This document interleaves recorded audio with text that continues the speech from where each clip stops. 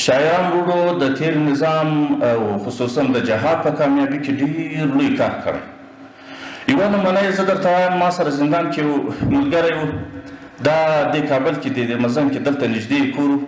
بیا ما ورته وویل چې ته په کابل کې اوسېږې، د خپل تعبیر دی چې وایي زما مور هم د اسلام خلاف وله، هغه د تیر حکومت کارمنده وله، زما پلار هم د دې خلاف دی چې بندي شوی دی. هغه پوښتنې ته مې څوک نه دي ورته راغلي، ده چې به تلیفون ورته کول هغه وکې کول هم نه، ځکه د مجاهد ما نو ته څه شي، تا خو عمر هم کم دی، ته ابودرسو ته هم نه یم تللی، ته باندې باعث د څه شي چې ته ولاړ شې جهاد ته؟ ته جهاد ته چا دعوت کړې؟ وایي ما له یو چا څخه میموري پیدا کړه، په هغه میموري کې د شاعرانو شعرونه وو په دریو پښتو باندې. بیا مې دا واورېدله، د شاعرو په ما کې دا جذبه پیدا کړله چې بیا زه ولاړم د مجاهدینو ځای پوښتنه مې وکړه. پخوا موږ اورېدلي وو چې مجاهدین پنجشیر کې وو، زه پنجشیر تلم، له یو مولوي صاحب څخه پوښتنه وکړه، هغه راته دورې ورنه هلته به د خلک کباب کړي، په هغه وختو کې هلته مجاهدین نه وه. نو داسې طرف یې د مجاهدین راوښوي، بیا هغې خوا ته ولاړم، بیا مې معسکر وکړي، بیا له هغې خوا څخه راغی دلته ښه کارونه یې په کابل کې کړي وو، بیا ګرفتار شوی و. داسې نو په لسهاوو پیښې شوي دي چې هغوی دپاره سبب د جهاد، سبب د قرباني، سبب دې سب ته د راتګ هم دغه د شاعرانو وروڼو شعر او تنارن شوي ول. داسې ډېرې واقعې پېښ شوي د دنیا څخه په میلیونونو کومکونه له خارجي دنیا څخه ستاسې د شعر او شاعري په واسطه باندې خلک دې ته مده شوي چې راغلي دي، ډېر جهادي صف ته تللي دي، ډېر فدایان شوي دي، ډېر مجاهدین شوي دي، ډېر په دغه صف کې خپله وینه ورکړې ده، غټه برخه یې اخیستې ده. خو ستاسو په مخ کې دغه یو شی پروت دی چې له دغسې، البته ما درته 14 قرن دی، خلای به وي، نقصانات به وي، ضعفونه به وي، خو اسلام کې خپله طریقه ښودل شوې ده. نو که دغه شاعران وروڼه دغه ټکي ته څه متوجه سي، که کم تنقید کوي هغه په شعر کې ونه کوي، ځکه دا د اسلام په اصولو کې دا ښیي. عبدالمجید عبدالکریم زیدان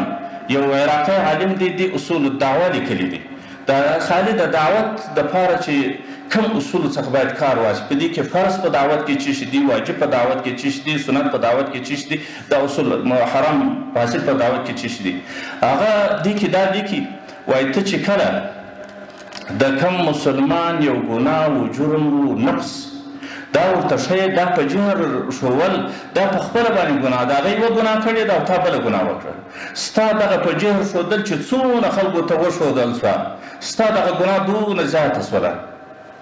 نو هغه به یوه ګناه کړي، خو تا چې 100 کسانو ته دا وښوله، ستا 100 ګناوې شولې، که تا دا 1000 ته ورسول دا 1000 ګناوې شولې، که تا ستا شعر لکو کسانو واخیستې، هغوی له امارت سره نفرت پیدا شو، له دې نظام سره نفرت پیدا شو، په مشرانو